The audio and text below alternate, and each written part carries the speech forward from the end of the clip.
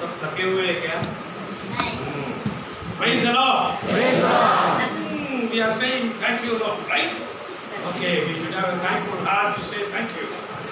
So we can say a little bit more louder. Praise the Lord. Praise God. I haven't opened my mouth.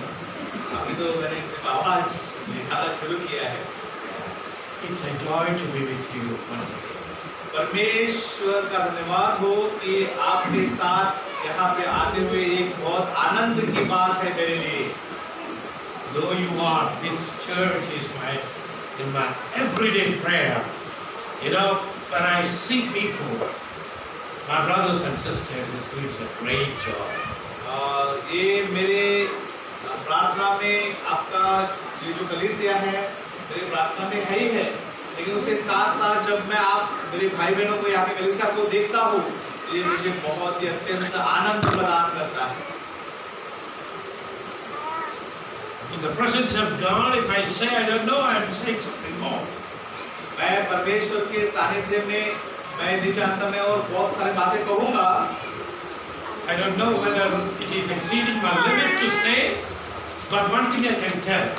ये मेरी क्षमता के बाहर मैं जाकर बोल रहा हूँ ऐसा पता नहीं, लेकिन एक बात तो मैं जरूर बोलना चाहूँगा कि God in His mercy, He found this place and made this established the church. कि परमेश्वर ने अपने दया के द्वारा इस जगह को ढूंढा और इस जगह को जो है परमेश्वर ने प्रस्थापित किया है। You know, the prime duty of the church is to grow in itself and in outside. ये कलीसिया की एक जिम्मेदारी होती है कि कलीसिया अपने आप में बढ़े ही बढ़े, लेकिन उसके साथ साथ वो बाहर भी बढ़ना चाहिए। Now we have an assembly testimony in Karanja. Praise the Lord. कारंजा में भी एक कलीसिया की गवाही वहाँ पे है ही है। And as we heard, we are going to have another established church in Amravati. तो अभी परमेश्वर का धन्यवाद ये भी हो करते हैं कि अभी प्रभु की बेच और कलीसिया की साक्षी जो है रुखेड़ अमरावती जिले में जो है वो वहाँ पे शुरू हो गई है। ये तो इसलिए परमेश्वर के नाम को धन्यवाद। I'll tell you one more thing. मैं आपको एक बात और बताना चाहता हूँ। If you all are putting your heart and going on knees, then in whole of Vidarbha you can see a lot of churches coming out of this church. आप अगर विश्वासी लोग अपने घुटनों पे जाके प्रार्थना करेंगे तो इस विदर्भ प्रांत में महाराष्ट्र के अलग अलग शहरों में आप कलीसियाओं को स्थापन होते हुए जरूर देखोगे। And God has said, cast your bread on the water. It will come back. परमेश्वर ने कहा है कि तेरी रोटी को तू पानी पे तैरने के लिए रख दे, वो फिर से तेरे पास वापस आएगी। It will bring a lot of meaning to God and God's word. और ये जो बात जो कही गई है ये परमेश्वर और परमेश्वर के वचनों में इसका काफी बड़ा अर्थ होता है मेरे भाई और बहनों। It's not just because one or two people go and preach there. It is the power of the prayer you have within yourself to make things happen. वो ऐसी किसी व्यक्ति की दो या तीन व्यक्ति की क्षमता से नहीं जो जाके प्रचार करते हैं, बल्कि आपके प्रार्थना से भी होता है जो आप घुटनों पे आके प्रार्थना करते हो। It's not that how great is ourselves, how people look at us, whether I'm black or white or blue or whatever it is. It is not that what God looks in us. परमेश्वर हमें जो देखता है वो ऐसा नहीं देखता कि कोई गोरा है, काला है या कोई ऊंचा या नाटा है। परमेश्वर जो देखता है वो हमें अंदरूनी तौर पे ही देखता है। Our life is so brief. और आपको ये भी समझना चाहिए कि हमारी जो जिंदगी है वो दिन की जिंदगी है। In Psalm 103, our dear brother has read out that it's like grass, withers like this. परमेश्वर के विश्वासी ने जो है जो भजन संहिता पढ़ा उसमें क्या लिखा है कि मनुष्य की जिंदगी घास के समान है, वो आज है और शाम तक शायद वो सूख जाएगी। Oh, that's a fleeting life we have. If we go on knees by the time Christ comes, you all can be proud in receiving your rewards from the great God. तो इसलिए हमारा जो जीवन थोड़ा सा है, इसलिए जब हम उसको जिंदगी जब जीते हैं अच्छे से जिए परमेश्वर के लिए, तो परमेश्वर जब वो आएगा अपने पारितोषिक और भेंट हमारे लिए और बख्शिश लेके आएगा। So this is a growing church. I'm happy for it. मैं धन्यवाद देता हूँ, ये कलीसिया एक बढ़ने वाली कलीसिया है और ये मेरे लिए खुशी की बात है। It is my prayer and desire that let this church go out from here and fill the land of Italy. मेरी ये प्रार्थना है, ये जो कलीसिया है ये यहाँ से बढ़े और अलग अलग जगहों के लिए, विदर्भ जगह के लिए आप बढ़ते हुए आशीष का कारण बने। I love to speak from the word of God because it's a passion to me. मैं परमेश्वर के वचन से प्रचार करना चाहता हूँ, बोलना चाहता हूँ, क्योंकि ये मेरे लिए बहुत ही प्रेम की भाषा है। But when Abby and all is said it would have been nice if I would have heard from you. और भाई ये भी यहाँ पे है, वो बड़ी खुशी की बात मेरे लिए होती कि मैं आपके द्वारा वो सुनता। So I told him in some words that you should ask Abby to speak, but I don't know. He said you have. तो भाई ने मुझे बताया था कि आप जो है एबी को बोलने के लिए, तो वो नहीं जानते, हम इससे सोच रहे थे कि ज़्यादा समय एमोस का जो है वो बोले और कलीसिया भाई बोले, ऐसा हमारा था। तो हमें बहुत खुशी होती अगर हम उनसे सुनते। But I'm carrying something specifically. God asked me to speak to you, Ma. Otherwise, I won't stand here and do this. और परमेश्वर जो है मुझे यहाँ पे खड़ा किया है, इसलिए ही मैं यहाँ पे खड़ा होके उसके वचनों को जो है बताने के लिए योग्य ठहराया गया। I told this church is growing. मैंने बताया अभी कि कलीसिया क्या हो रही है, बढ़ रही है अपने आप में। And God is looking at this church and He is having some expectations of this church. ये कलीसिया बढ़ रही है, इसका मतलब ये है कि परमेश्वर की नजर इस कलीसिया पे है, और परमेश्वर की नजर इस कलीसिया पे है तो बढ़ती कलीसिया से परमेश्वर की कुछ अपेक्षाएं भी है, वो चाहता है कुछ इस कलीसिया से। I want to show you a good church from every church is a good church, but some church I love too much. That is a Macedonian church in Macedonia. I love that church too much. और मैं आपको जो है एक कलीसिया के विषय में बताना चाहता हूँ, एक अच्छा कलीसिया है, जिन्हें सारी कलीसिया अच्छी ही होती है, लेकिन ये कलीसिया है जिस कलीसिया का नाम है मैसेडोनिया की कलीसिया, उस कलीसिया से मैं बहुत प्यार करता हूँ, इसलिए उस कलीसिया के विषय में मैं जो है आपके सम्मुख बताना चाहता हूँ। It's not only for me. If you read 2 Corinthians chapter 8, that's a text we are going to see this afternoon. और आज दोपहर को हम वहाँ पे कोरिन्थी की कलीसिया से देखने वाले हैं, दूसरा कोरिन्थी से देखने वाले हैं। Yeah, it is chapter 8 and 1 to 5 is the text. We're not going to read that now. अभी तो हम उसको नहीं देखने वाले हैं। But here Paul is also saying that's a very loving church and a nice church. यहाँ पौलुस कहता है कि ये बहुत प्यारा कलीसिया है और एक अच्छी कलीसिया है। Can we stop this? I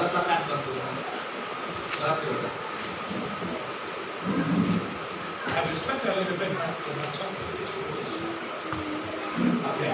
Now Paul is also saying to Corinth, church in Corinth, that look at this church. You have to learn something from the churches in Macedonia. वो कह रहा है पौलुस कि तुम उस मैसेडोनिया की जो कलीसिया है और कोरिन्थ की कलीसिया कह रहा है कि देख तुम उनके तरफ देखो और उससे कुछ आप सीखो। So there is something for us also to learn from this Macedonian church. और यहाँ पे हमारे लिए इस कलीसिया से हमें भी कुछ सीखना है।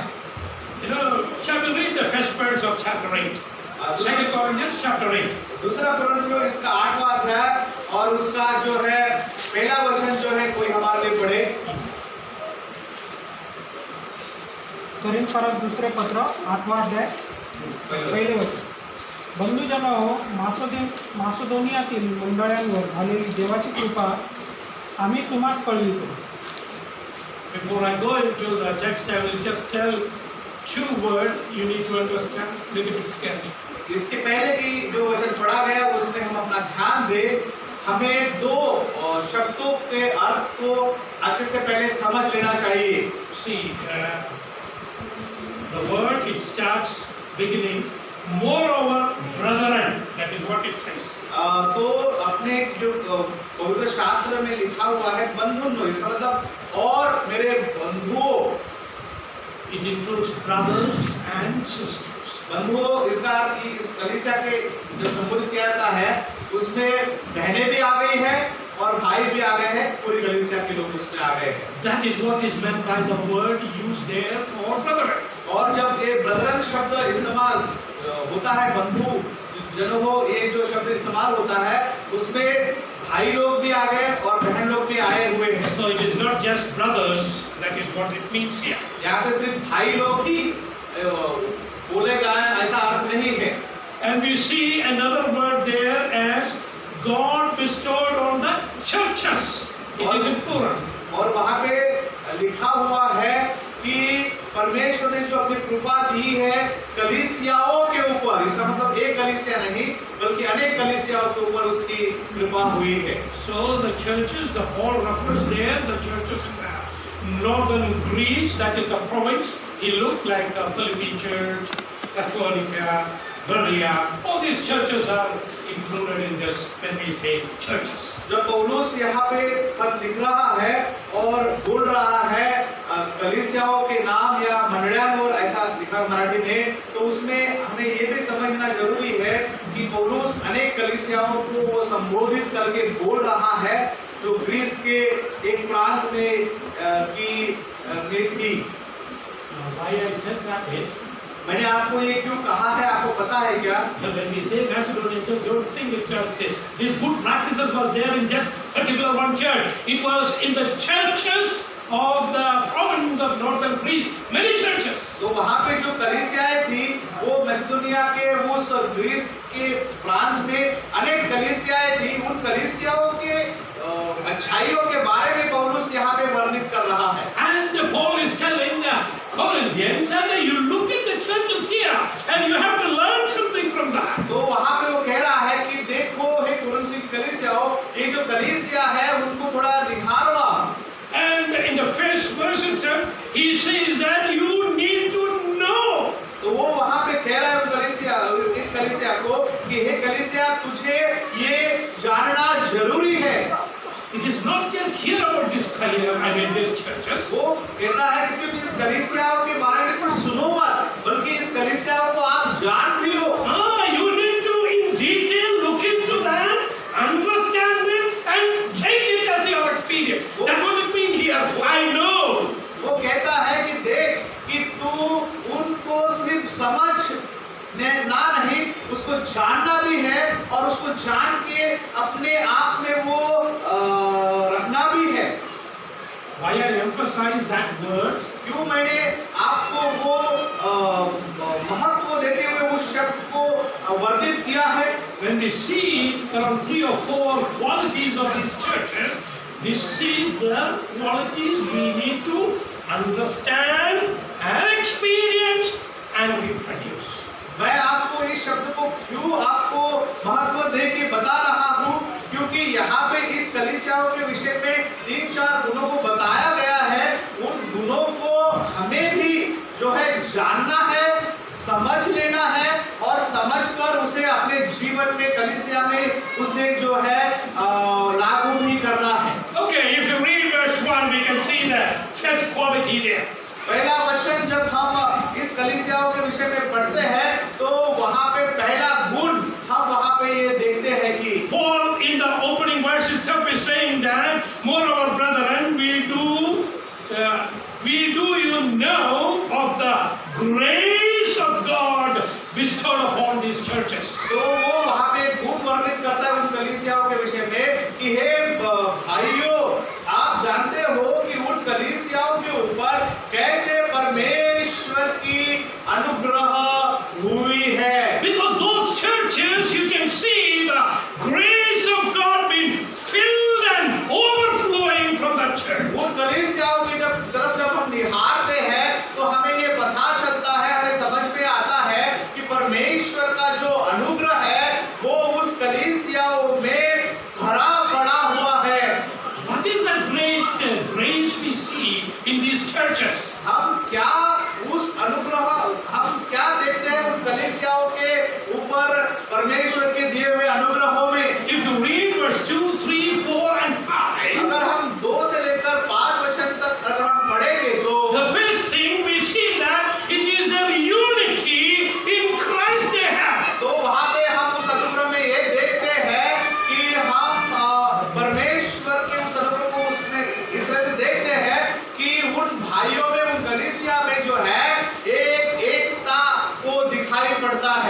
verse 2, when you read, we see that they were into greater suffering and poverty. There also you can see the unity among the believers to have that oneness among them. तो दूसरे वचन में हम ये देखते हैं वहां पे कि यहाँ तक कि उनके जीवनों में बड़ी तकलीफें थी, परेशानियां थी, तो भी उन समयों में भी उन भाइयों में, बहनों, कलीसिया में जो है एकता पाई जाती थी। And we can see that they had a unity in understanding the problems of other churches. वो यहाँ तक कि उनकी समस्याओं में वो जूझ रहे थे, वो एकता में आए और उस अनुभव के साथ कि कैसे वो उस कठिनाइयों से निकल रहे हैं, तो दूसरे कलीसिया की जो समस्या थी उसको भी वो समझ पा रहे थे।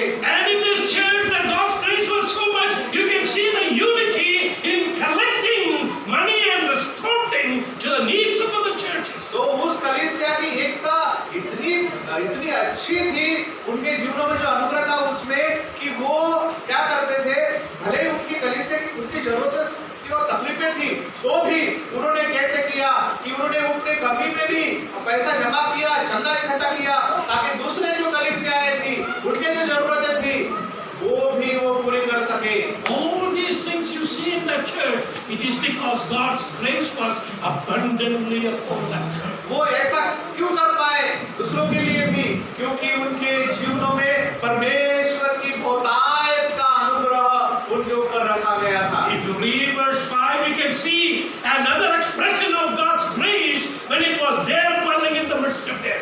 और तीसरा वचन अगर हम पढ़ेंगे तो, पांचवा वचन अगर हम पढ़ेंगे तो उसमें हम परमेश्वर के अनुग्रह का और एक बात को उनके जीवन में हम देखते हैं। See, they have a unity among themselves in surrendering themselves to the Lord. वो सिर्फ एकता ही नहीं थी उनमें, बल्कि सब लोग एक साथ एकता में आकर अपने आप को कलीसिया के स्वरूप में परमेश्वर को समर्पित हो रहे थे।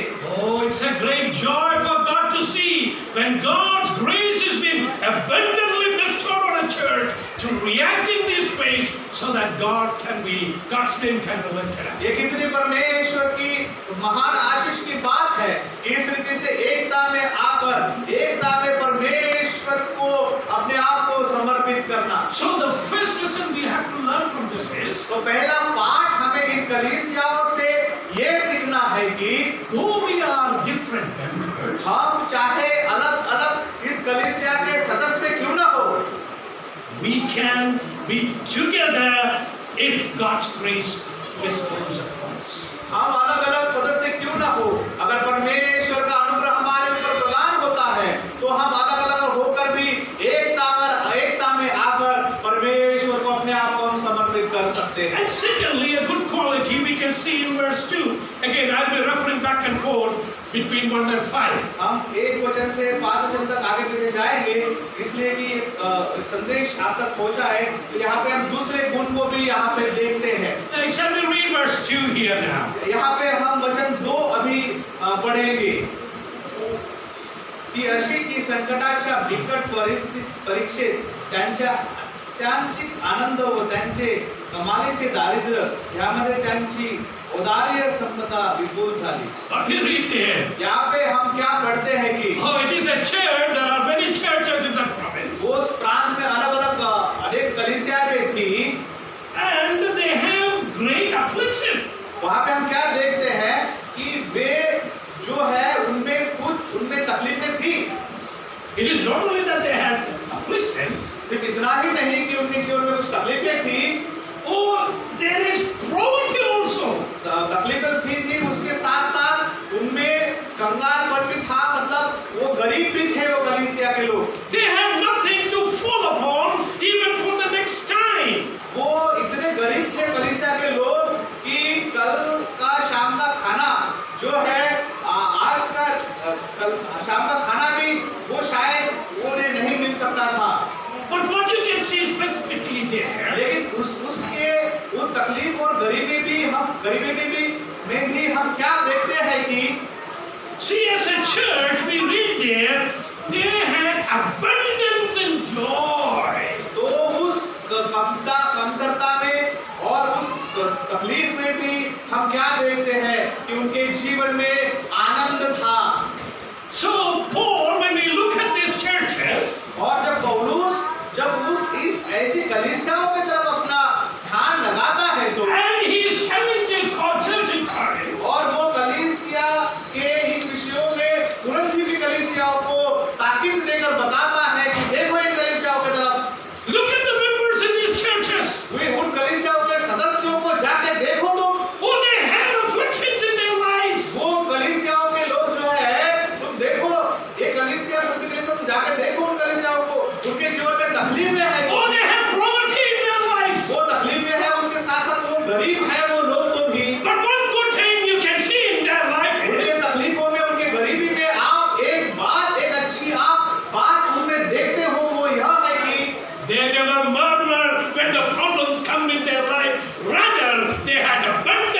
joy. उन्होंने अपने उन तकलीफों में, उन गरीबी में भी परमेश्वर के विरुद्ध कुड़कुड़ाए नहीं, कुड़कुड़ नहीं किए, बल्कि जो थोड़े में उनके पास जो था उसमें परमेश्वर को जो है वो परमेश्वर में आनंदित रहे। You know, there can be two problems which can really disarm us and disintegrate us. हमारे जीवनों में दो ऐसी समस्या आ सकती है जो हमें निसहाय कर सकती है। One is pride. उसमें पहली बात है आपका जीवन में आने वाला गर्व, Second is murmuring. और दूसरा है कुड़कुड़ाना। In a church, if pride and murmuring is there amongst the church members, I'll tell you, it can disintegrate very quickly. कलीसिया के भाइयों के बीच में अगर गर्व आ जाता है या वो फिर कुड़कुड़ाते हैं, तो मैं आपको बता देता हूँ कि उस कलीसिया की गुणवत्ता को जो है नीचे जाते हुए कोई बचा नहीं सकता। Paul looked at Corinth where there was a lot of problem among them and saying, look at this church, the unity they have. Not only that, their joy in their sufferings and problems. तो इसलिए वो Corinth की कलीसिया को कहता है कि देख, तू मसीदोनिया की कलीसियाओं में जो कलीसिया है उनमें जाके देखो, तुम जो है अपने आप में गर्व करते हो और कुड़कुड़ाते हो, उनकी तरफ जाके देखो, वो दूसरे जो कलीसिया के लोग हैं उनमें कमी है, उनमें जो है गरीबी है, तो भी वे आनंदित है। You know what is the secret of that? They could be together in having abundance of joy. आपको पता है उन परिस्थितियों में भी एक बहुतायत का आनंद उन लोगों में था, उसकी क्या खासियत थी, क्या उनमें एक राज था कि वो खुश रह पाए। You read 1 Corinthians chapter 5. अगर आप हम पहला कुरिन्थियों इसका Verse 26. 12वां अध्याय और 36वां वचन अगर हम पढ़ेंगे तो See, something as a principle they take into their heart is what is mentioned in the scripture there. परमेश्वर के उस वचनों में ऐसा लिखा गया है कि उनके आनंद के पीछे क्या राज था, तो उन्होंने अपने मन में ये बात रख ली थी कि If one member suffer, all will suffer together with him. उन्होंने ये अपने आप में समझ लिया था कि कलीसिया का एक भी विश्वासी पीड़ित होता है, दुखी होता है, तो सारी कलीसिया जो है वो दुखित हो जाएगी। If one member is honored, everybody will together rejoice with him. और कलीसिया का एक व्यक्ति को अगर आदर दिया जाता है, उसको आदर मिलता है, तो वो पूरी सारी कलीसिया एक साथ आनंद करती थी। That is why abundance of joy was there in the midst of them, in spite of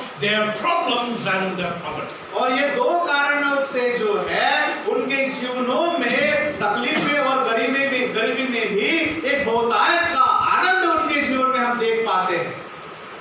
This is something which we can learn from these churches. और यही बातों को जो है हम इन कलीसियाओं में से सीख पाते हैं। Let us not have pride amongst ourselves. तो इसलिए हमारे विश्वासी भाइयों में गर्व नहीं रहना चाहिए। Let us not murmur when problems comes into our life. और हमारे जीवनों में जब तकलीफें आती है तो हम कलीसिया के लोग कुड़कुड़ाना नहीं चाहिए। When one of the members is suffering, let us go together with him.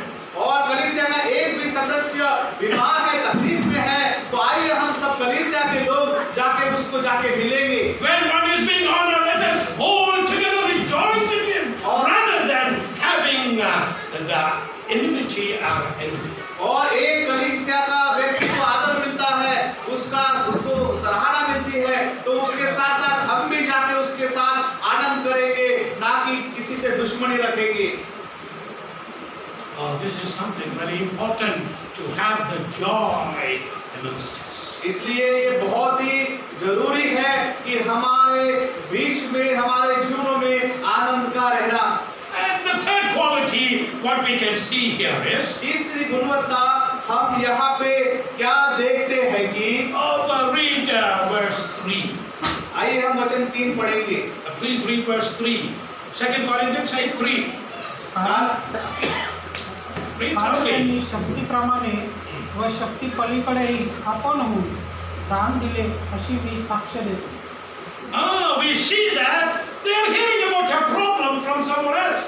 वो जो है यहाँ पे वो कलीसिया के लोग, उनको पता चलता है, सुनते हैं कि दूसरी कलीसियाओं में तकलीफ है। You know, Macedonian, and they are hearing about the churches in Jerusalem is having a problem. Macedonia की कलीसिया को पता चलता है कि यरूशलेम की कलीसियाओं में कुछ तकलीफें हैं। In literal kilometers, if you say that now, I just roughly seen a map, it is around 2,100 kilometers away. तो अगर हम देखेंगे तो मैसेडोनिया की कलीसियाओं और यरूशलेम का अंतर अगर हम ऐसे ही अंदाज से बताएंगे तो 2,500 किलोमीटर इतना अंतर होता है। Such a far away church, they have some problem, huh? इतने दूर की कलीसिया को तकलीफ है करके वो सुनते हैं। And what we read here, और यहाँ पे हम क्या पढ़ते हैं कि when they understand there is a problem, there is a life-threatening problem in their lives. जब उन्होंने सुना कि यरूशलेम की कलीसियाओं को जान गंवाने की जो है वहाँ पे धमकी आ रही या तो समस्या वहाँ पे हो रही है, तो वे जब सुनते हैं तो What they are doing? तो वो क्या करते हैं? Oh, they are contributing voluntarily. तो वो क्या करते हैं? वो स्व इच्छा से सब लोग एक चंदा जमा करते हैं। And even they are contributing beyond their ability. वो इतना वहाँ पे दान जमा करते हैं, उनकी जो क्षमता थी वो क्षमता के बाहर जाकर वो पैसों का इंतजाम करते हैं उस कलीसिया के लिए। Who is doing this? वो कौन कर रहे हैं ये सब लोग? The people already suffering. वो ये लोग वो कर रहे हैं जो पहले से ही क्या कर रहे हैं? तकलीफ सह रहे हैं। And they are in utter poverty. वो पहले ही गरीबी में और तकलीफ में थे, वही लोग ये जो है पैसा जमा कर रहे हैं दूसरे के। Such people are giving willingly and beyond their strength. वो विश्वासी थे, इसलिए गरीबी में भी उनके तकलीफ में भी वे दूसरों की तकलीफ के लिए वो पैसा जमा कर रहे थे। Is it not a good example to follow? क्या ये एक अच्छा उदाहरण नहीं है हमारे कलीसिया के लिए? A church is committed to respond to the needs of other churches. ये कलीसिया एक ऐसी कलीसिया थी कि वो दूसरी कलीसिया के जरूरतों के लिए अपने आप को तैयार कर रही थी। This is a good lesson we have to learn. तो ये एक अच्छा पाठ है जो हमें सीखना जरूरी है। See, we have several needs to keep this church as it is. और ये कलीसिया जैसे कि वैसे बढ़ते हुए रखने के लिए हमारी खुद की बहुत जरूरतें हैं। But let us not look into ourselves and our need and our things to happen in next 5 years, 10 years. लेकिन हमारी ही जरूरतें अगले 5-10 सालों के लिए कुछ जरूरत पड़ेगा, उसके लिए अभी से ही हम उसका पैसा जमा करते हुए इस कलीसिया पे न रखें। Oh, let us look at the churches outside who are suffering.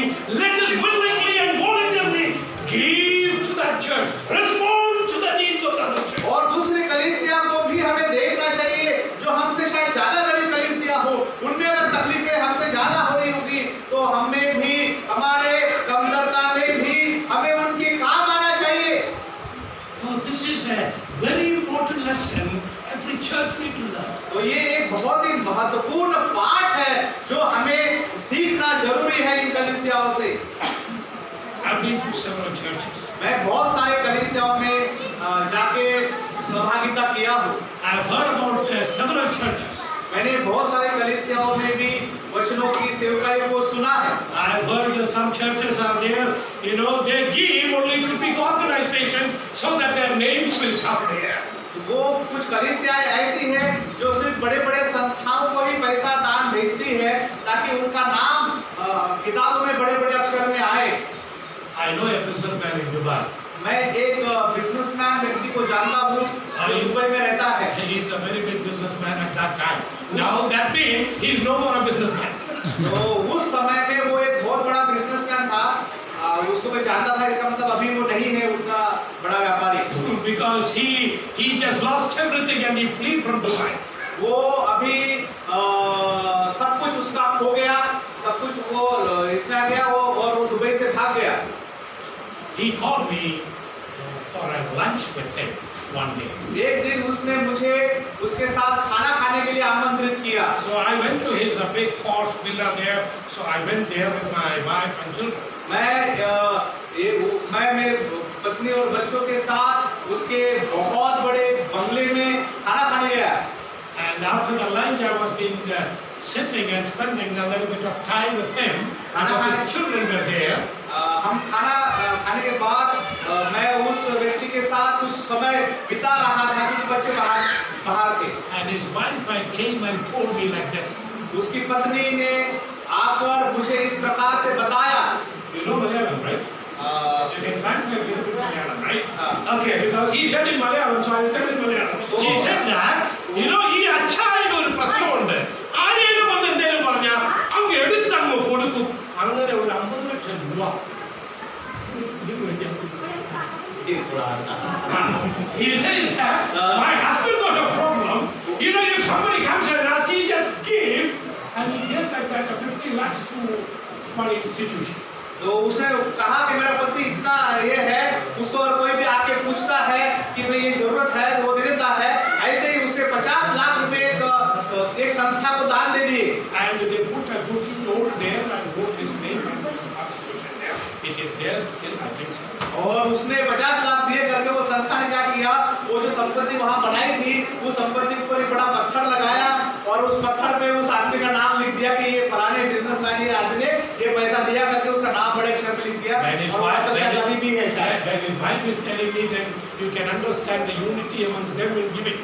तो आप एक पत्नी अगर बोल रही है, उसको पता है इस बात, तो आपको ये भी बात समझना है कि वो पति और पत्नी में कितनी एकता थी देने में। I don't know what is the intention. I'm not just judging on people. मैं किसी का न्याय करते हुए ये बताना नहीं चाहता, लेकिन मैं इसमें से क्या समझता हूँ कि That giving, when we say, we need to have a burden for others' need and respond to that. हमें सिर्फ इसके लिए नहीं देना है, बल्कि हमें अगर हम कुछ किसी को देते हैं तो हमें दूसरों की जरूरत को समझना है और समझ के वो हमें उनको मदद करना है।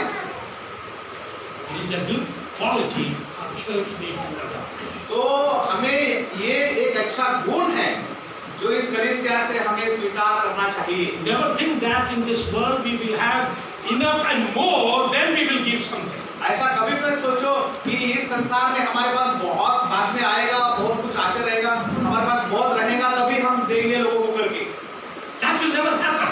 तो इसका समझ आपने बात को कभी नहीं होगा, Because our needs every day will go more and more. क्योंकि हमारी जो जरूरतें हैं वो रोज रोज बढ़ जाती है, हमारी जरूरतें हमेशा बढ़ती रहती है। And money cannot content a man. He always runs after that. वो इंसान को कोई भी पैसा तृप्त नहीं कर सकता, उसको कोई संतुष्टि नहीं मिल सकती पैसे की। इंसान कितना भी पैसा रहे, पैसे की पीछे वो भागेगा ही। So forget about the future. Give what you have. तो भविष्य के बारे में मत सोचो। आपको अगर किसी की जरूरत पता चलती है, आपके पास है थोड़ा, तो उसमें से आप थोड़ा दो। Jesus appreciates. क्योंकि प्रभु यीशु मसीह इसको प्रशंसा करता है। You know a widow who put 2 mites. आपको पता है एक विधवा थी, उसने सभा में जाकर 2 सिक्के दान में डाले थे। See, Jesus is standing outside the temple.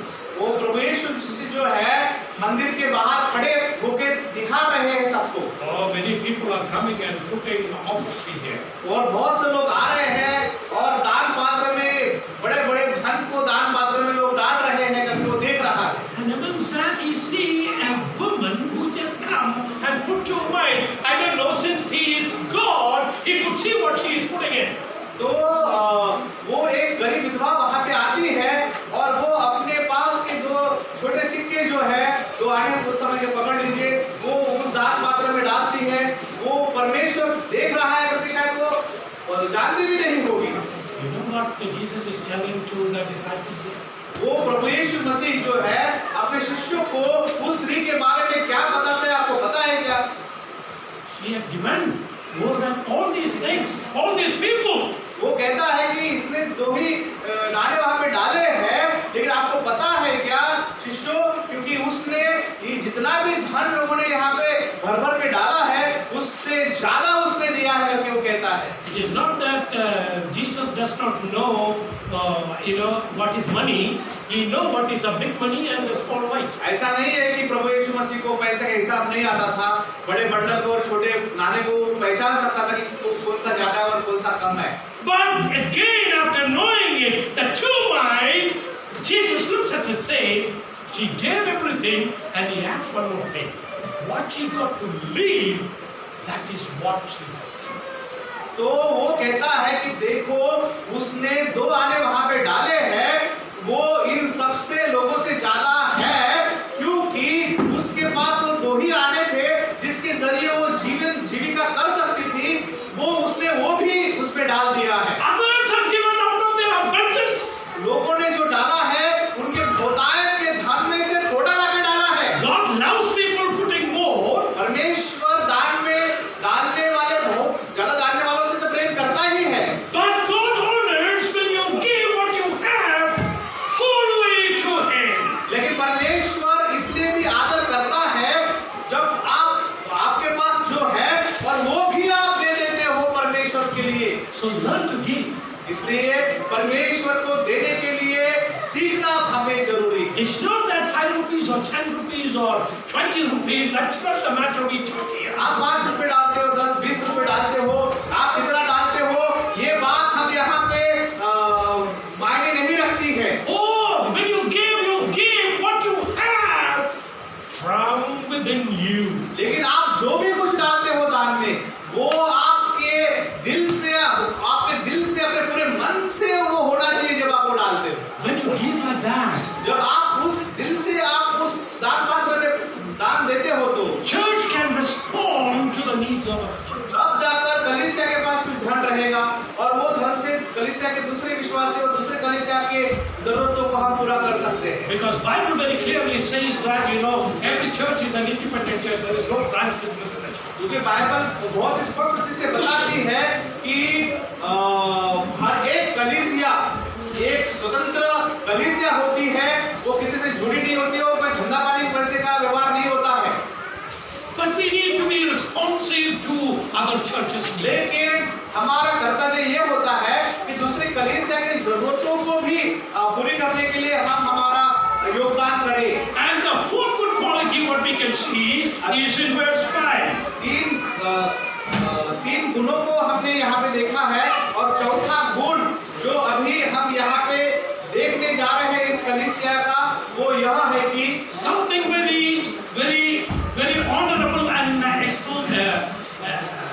exemplary. ये जो चौथा गुण है इस कलीसिया का, ये बहुत आदरणीय और एक आदर्श के हिसाब से है जो हमें स्वीकार करना है।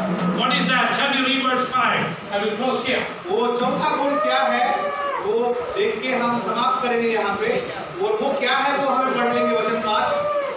आम्हास अपेक्षा होती तेवढेच नाही तर त्यांनी प्रथम आपणास प्रभूला दिले आणि देवाच्या इच्छेने आपणास आम्हालाही दिले।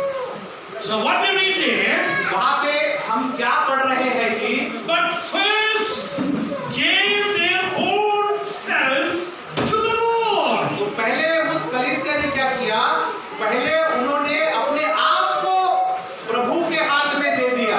Meaning, उसका अर्थ क्या है, they have accepted the lordship over us. उन्होंने परमेश्वर के प्रभुत्व को अपने आप पर स्वीकार कर लिया। That means, बच्चों को बाहर लेके जाओ। इसका अर्थ क्या होता है, if God don't like something from this church, they will not do it. इसका मतलब क्या होता है, उन्होंने परमेश्वर के प्रभुत्व को अपने ऊपर स्वीकार कर लिया। इसका अर्थ ये होता है कि उनको जब पता चलेगा कि परमेश्वर को ये बात पसंद नहीं है तो वो बात करेंगे क्या, नहीं करेंगे। And they will do what God likes. और फिर उनको जब पता चलेगा कि परमेश्वर को ये पसंद है तो वो बात करेंगे। They want God's will need to happen. उन्होंने परमेश्वर के प्रभुत्व को अपने जीवन में स्वीकार किया। इसका मतलब ये था कि परमेश्वर की इच्छा को वो अपने जीवन में पूर्ण करना चाहते थे। See, one of the problem in the present churches are, आपको पता है कि आजकल की जो अपने जो कलीसिया है, उन कलीसियाओं की वर्तमान समस्या क्या है पता है? it is not the will of God is happening in the church. पता है कि परमेश्वर की इच्छाएं जो है वो कलीसिया में नहीं हो रही है। It is a desire of some person's heart. कलीसियाओं में क्या हो रहा है, एक व्यक्ति की इच्छाएं पूर्ण हो रही है। Oh, he is close to me, so I want to give it to him. तो वो कलीसिया का व्यक्ति क्या बोलेगा?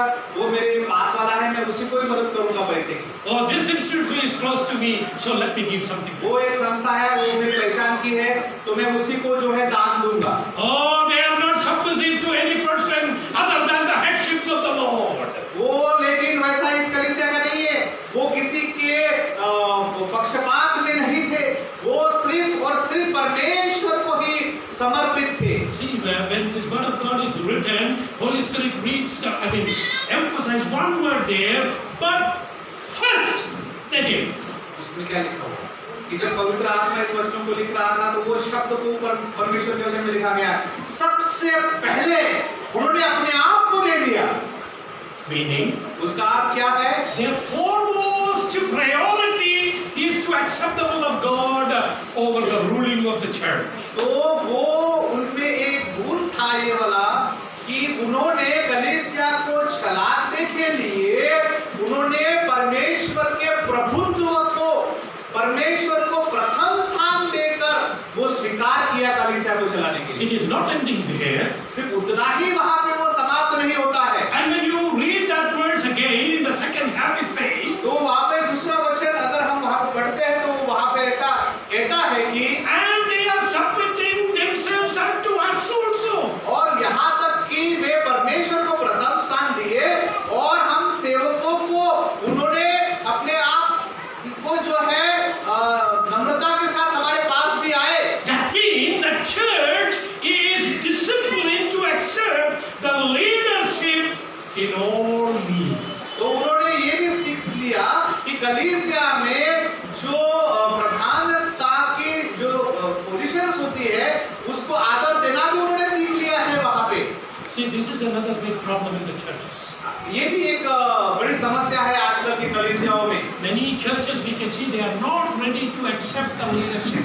बहुत से कलीसियाओं में बहुत से विश्वासी लोग जो है वो अपने लीडर की सुनते नहीं है। So what is happening? There is a lot of rebellion thoughts and discussions in the church. तो फिर उस कलीसिया में क्या होता है? लोग एक दूसरे को जो है मानते नहीं और झगड़े होते हैं।